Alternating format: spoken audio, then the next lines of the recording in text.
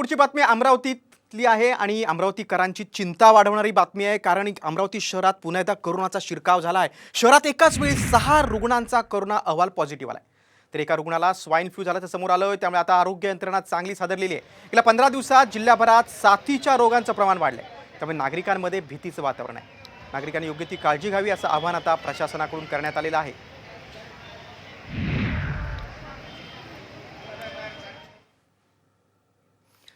अमरावतीनंतर पुढचा रिपोर्ट आहे धाराशिवमधून। शालेय पोषण आहारात मेलेला बेडूक आढळून आलेला आहे। धाराशिवच्या पाडोळी गावातून हा सगळा किळसवाणा प्रकार समोर आलाय। पूनम सौदागर यांनी केलेल्या तक्रारीनंतर आता महिला आणि बाल विकास अधिकाऱ्यांनी पंचनामा केलाय। दरम्यान पोषण आहाराचा पुरवठा करणाऱ्या कंपनीवर आता कारवाई करण्यात यावी अशी मागणी ग्रामस्थांकडून होते। वारंवार किडे मुंग्या निघत असल्यानं हा पोषण आहार नेमका बनवतात तरी कुठे असा सवाल आता उपस्थित होतोय।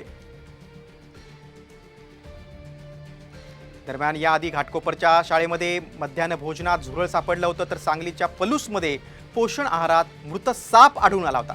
नांदेडमध्ये पोषण आहारात अळ्या सापडल्या होत्या। त्यामुळे हा पोषण आहार आहे की शोषण आहार असा सवाल आता उपस्थित होतोय।